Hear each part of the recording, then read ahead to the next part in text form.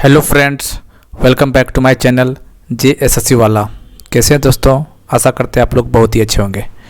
चलिए दोस्तों, जैसा कि पता होगा आपको, RRB NTPC group D DFCCL जितने भी एग्ज़ाम होते हैं उसी से रिलेटेड हम लोग स्टैटिक जीके जो कवर कर रहे हैं दोस्तों।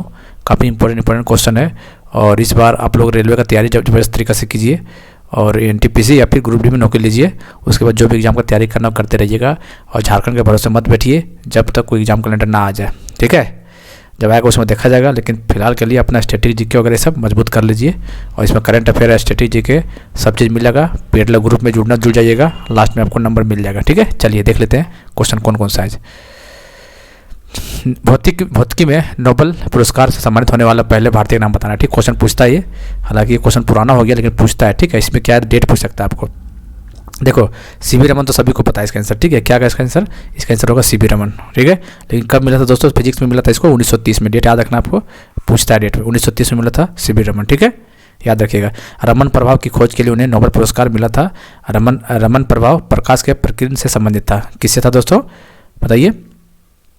Raman effect, scattering of light. याद रखिएगा, किससे? Scattering of light, Raman effect किससे संबंधित था? इसी वजह से उसको फिजिक्स में नोबेल पुरस्कार दिया गया था 1930 ईस्वी में। ध्यान रखिएगा इस बात को। ठीक है, चलिए। भारत का पहला मुख्य चुनाव आयुक्त कौन था? चीफ इलेक्शन कमीशन पहला कौन था?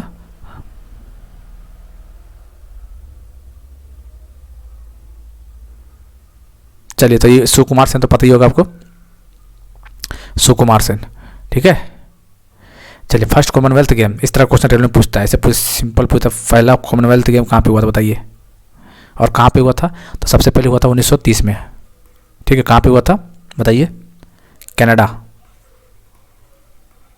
एक जगह का नाम पूछा था, हैमिल्टन।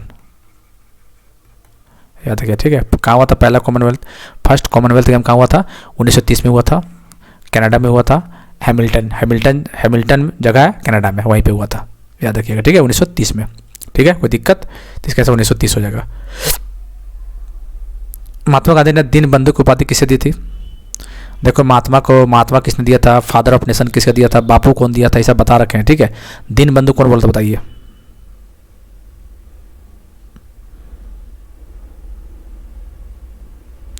गरीबों का मित्र, दीन बंधु मतलब गरीबों का मित्र। कौन बोला था दोस्तों?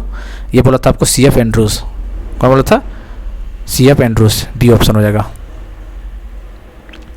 Name the first female amputees to climb Mount Everest. Mount Everest पर चढ़ने वाली पहले दिव्यांग महिला का नाम बताना है। पहला दिव्यांग, याद रखिएगा। ठीक है, माउंट एवरेस्ट पर चढ़ने वाली।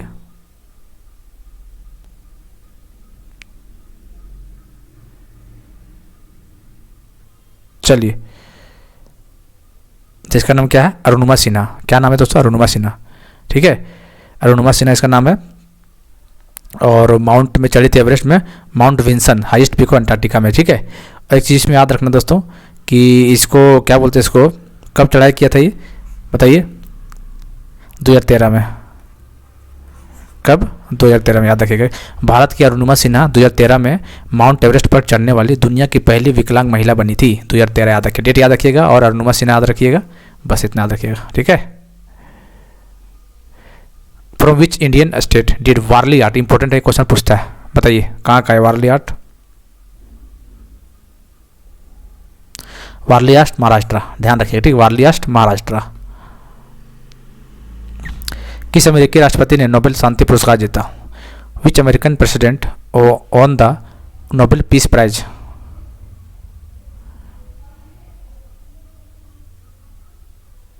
बताइए। चलिए, बराक ओबामा। ठीक है, 2009 में।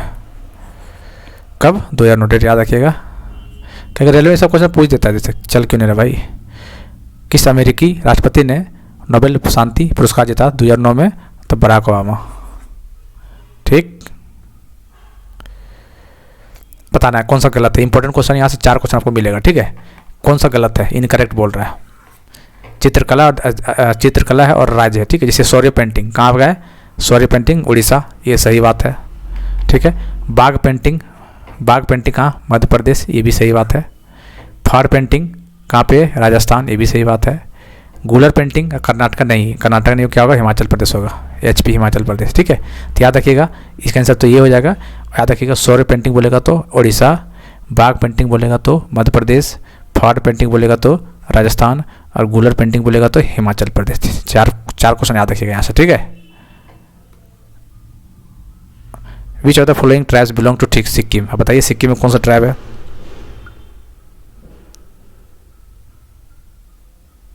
चलिए तो भूतिया से याद रखिएगा सिक्किम। चलिए क्वेश्चन बना हुआ एग्जाम में। Which state of India is given the popular name of India's breakfast, Bharat के किस राज्य को भारत की रोटी की कटोरा, भारत की रोटी की कटोरा, टोकरी का नाम दिया गया। पंजाब को भारत का अन्न भंडार या भारत की रोटी कटोरा के रूप में जाना जाता है, ठीक है, याद रखिएगा, क्योंकि इसकी सबसे उपजाऊ भूमि है ना, जिसमें सिंधु नदी की 5 सहायक नदियाँ बहती है, समझे ना, इसीलिए इसको भारत का अन्न भंडार या फिर भारत की रोटी और टोकरी कहा जाता है पंजाब।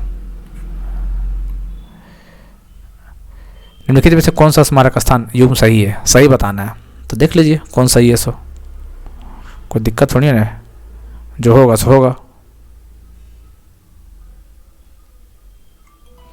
चलिए कौन सही है, देखिए विक्टोरिया महल तो पता ही है वेस्ट बंगाल में, तो पहला ऑप्शन दिख गया, तो यही सही है, ठीक है, याद रखिएगा।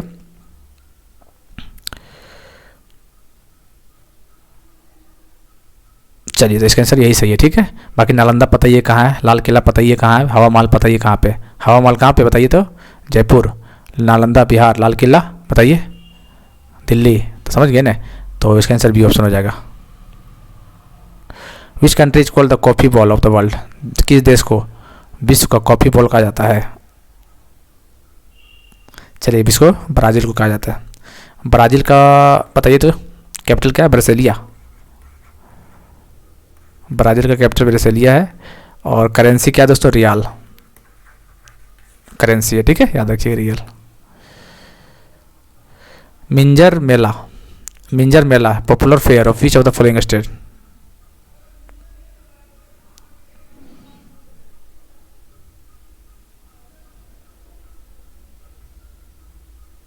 बताइए। हिमाचल प्रदेश, मिंजर मेला कहाँ पे, हिमाचल प्रदेश।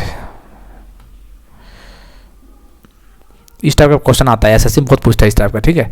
फ्लूट प्लेयर कौन का नाम बता, इस तरह का नहीं होता है, तो बताइए फ्लूट प्लेयर मतलब बांसुरी वादक, इसमें से नाम कौन है, हरिप्रसाद चौरसिया, ठीक है, हरिप्रसाद चौरसिया से रिलेटेड जाकिर हुसैन, शिव कुमार, रविशंकर, इस सब के बारे में आपको पता होना चाहिए, ठीक है। इसका आंसर है हरिप्रसाद चौरसिया हो जाएगा। बिकमिंग के लेखक कौन है, बिकमिंग मिशेल ओबामा, चलिए इसका आंसर सी ऑप्शन हो जाएगा। The term dolphin kick is associated with the which sport, dolphin kick बताइए कौन सा खेल में इस टर्म को यूज किया जाता है। डॉल्फिन किक, डॉल्फिन से डॉल्फिन पानी में रहता है, तो पानी से फुटबॉल तो होगा नहीं, रग्बी होगा नहीं, क्रिकेट होगा नहीं, तो स्विमिंग नहीं हो जाएगा ये, ऐसे आप सोच सकते हैं डॉल्फिन से रिलेटेड, ठीक है। निम्नलिखित में से किसे संसद की जननी कहा जाता है, mother of parliament, important question है। Which of the following is called the mother of parliament, बताइए लास्ट क्वेश्चन है, बताइए जरा। Mother of parliament, German parliament को बोलते हैं या फिर अमेरिकन पार्लियामेंट को बोलते हैं या फिर फ्रेंच या फिर ब्रिटिश, तो भैया मदर किसको बोलते हैं, ब्रिटिश पार्लियामेंट को, ठीक है।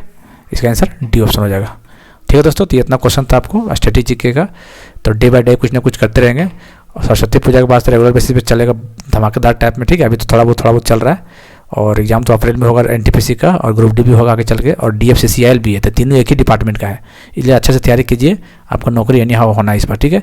यदि आप पेड ग्रुप में जुड़ना चाहते हैं दोस्तों, वहाँ पे मटेरियल मिलेगा, आपको लिखने की जरूरत नहीं पड़ेगा, आपको बस मोबाइल खोलना है, रजाई के अंदर घुसना है और पीडीएफ को पढ़ना है। यदि फ़ायदा लेना चाहते हैं तो आप 8968765101 इस पर आप जुड़ सकते हैं पेड ग्रुप में, मात्र 200 फीस है इसका, ठीक है। गूगल पे, फ़ोनपे, पेटीएम यही नंबर है, व्हाट्सएप पे स्क्रीनशॉट भेज दीजिएगा, आपको ग्रुप में ऐड कर लिया जाएगा और सारा पीडीएफ वहाँ पे मिल जाएगा, ठीक है। एग्जाम तो बने रहिएगा, इसमें मज़ा आ जाएगा, काफ़ी इंपॉर्टेंट है और काफ़ी हेल्प भी मिलने वाला है, ठीक है। चलिए मिलते हैं अगले वीडियो में।